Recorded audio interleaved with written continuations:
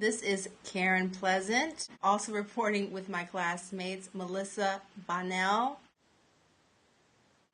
and Miss Lindsay Love. We're going to talk about sex education. Two bills that were introduced March 15th, 2011, H.R. 1085 and S. 178. Bills titled Repealing Ineffective and Incomplete Abstinence-Only Program Funding Act of 2011. These bills have sat still for over a year while funding has continued for abstinence-only programming. And we're here to talk about why. So let's start with you, Melissa. What is going on with these bills? Why are they going nowhere? Instead of looking at it at a federal level, I took it to the state level. And actually in Utah, as of the beginning of February, a new House bill was introduced, HB 363, and this was introduced by Representative Bill Wright, and it says that school districts will be given the chance to choose if they want to teach abstinence-only education or to get rid of sex education altogether. So that means nothing in health classes about any kind of sex education.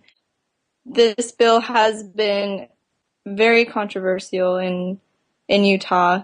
Less than 1% of parents right now opt their kids out of sex education. So many parents in Utah want their kids to be learning about this in school because either polls have said they don't feel comfortable teaching their kids about sex, they don't feel adequate, that they have the right kind of information or enough information about the growing number of new STDs arising, just what the kids are facing in this generation. A lot of parents say they don't feel adequate enough to teach them effectively, and that they are in school for most of the week. They spend a lot of their time there, so they may as well get some kind of sex education there.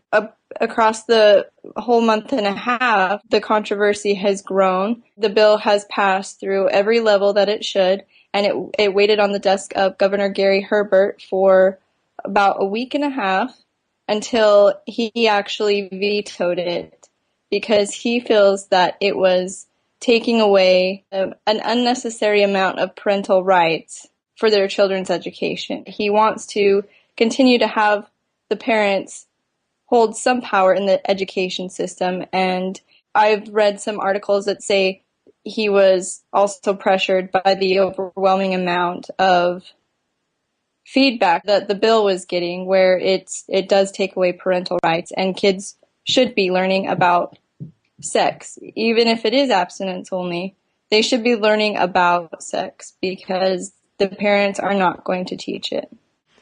And he's Republican also? He is Republican. So you have this disconnect between legislators and their constituents, which is very, very odd. So, of course, you're questioning, so what is this about really? Now it's, became more of a moral issue of this representative was saying, we shouldn't be teaching this in schools. This is the parents' job, and the school district should be choosing if they want to teach it or not. And if they will teach it, then it has to be abstinence only.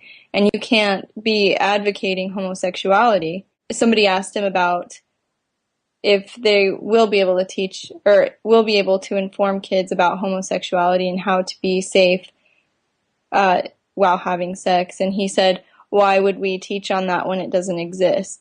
So there's a lot of morality issues there.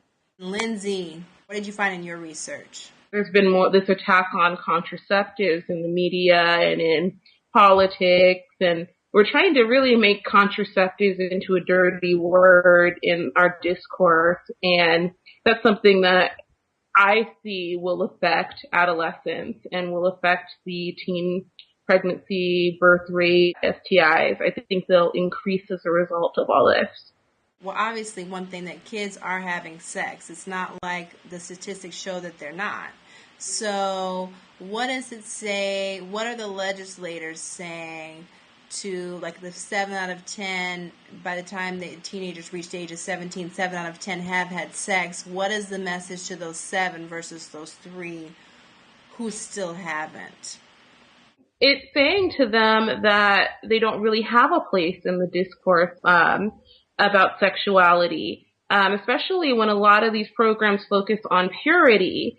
And it's saying to those 7 that, you're not pure and we're not going to focus on you. And it's really placing them in a spot where they are below those who are higher and mightier in the course of the program. And especially with women and LGBTQ community as well, there's no place for them within the discourse of abstinence-only education, because you're telling them to wait until marriage. And as we know, there are limited states that have gay marriage. So what does it say to those kids? And what does it say to women who, are having sex and we're calling them dirty and impure? So I feel like abstinence-only education doesn't have a place in the current discourse now.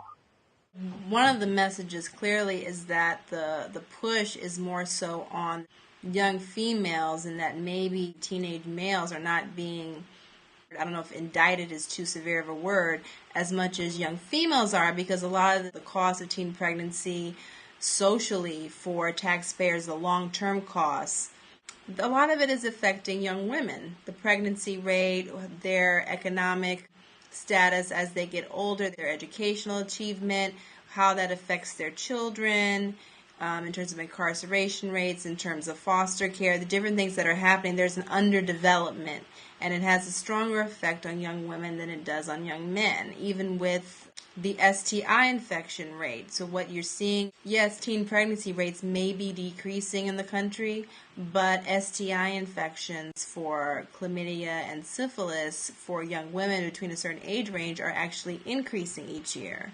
So there is something going on there that's just being ignored, because it's not just about pregnancy. We're talking about health. And the other thing is, when we look at the text of this legislation, the approach is an approach to build self-esteem for young people to be able to negotiate in relationships, to be confident. It's not just about, this is how you use a condom.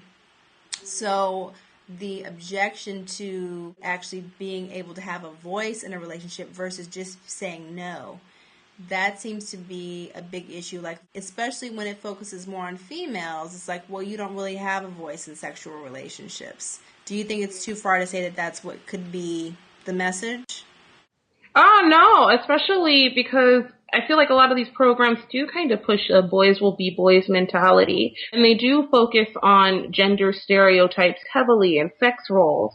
So if we are telling boys, to be the aggressors in sexual dialogue, and we're telling women that they have to be pure and remain chaste, it's definitely sending a conflicting message. So how can women say no when met with this really strong and aggressive opposition, especially in forced sexual intercourse, rape, and incest? These are conversations that we're not having, like healthy relationships and just the dialogue, like healthy dialogue that occurs with it. It definitely does take a female's voice away from her and leaves it up to men. And especially in the purity circuits that we're seeing, where women are having to have like dates with daddy and give their virginity to their dads, like in a ring form, which is totally creepy that your dad possesses your sexuality until your husband comes along. There's a conflicting message out there that abstinence only education is not, it's perpetuating, and it's really taking away and stripping the voice of women. Part of the message is we want to raise teens that entering adulthood to be self-confident, to know how to make decisions, but at the same time we're giving them the message that they don't know how to make the right one if we give them too much information. Right. So it's like, why not give the information, the education to know how to handle everything that they can face, and then let them make the right decision, which they'll be responsible to do anyway. Right, and that is another thing that I did add in my editorial. If these teens are contracting STIs or AIDS, then they're going to go into their early 20s. And for people that are not married and do not have kids and choose to have premarital sex, that could affect them by contracting that person's STI or, spreading that disease. And nobody knows that they have, because you can go for a couple months without knowing that you have an STI. So it does go through their life. If you do get pregnant and you do keep the baby, you'll be challenged financially most likely, and you just won't be prepared. And how it does affect financially the community. Just going back to the point about women losing their voice as well, I feel like there's a loss of voice, especially when we're talking about contraceptives. A lot of STIs and HIV, it can affect fertility in women, and especially with these attacks on contraceptives that have gone around lately, just focusing on birth control and condoms specifically. A lot of stuff that's coming out about like abortion, but nobody really focuses on the fact that contraceptives protect fertility for a lot of women, especially protecting them from STIs that damage or decrease fertility. And so if we don't have these honest dialogues about contraceptives, and like I was in an abstinence only class where they talked about how condoms had holes in them before they hit store shelves. So it was pointless to use condoms was the message that came down to me and my peers. If we're not having these honest conversations, what's that doing? Like to us in the long run, to our bodies? Is fertility going to go down as a result of this? Are STDs going to increase?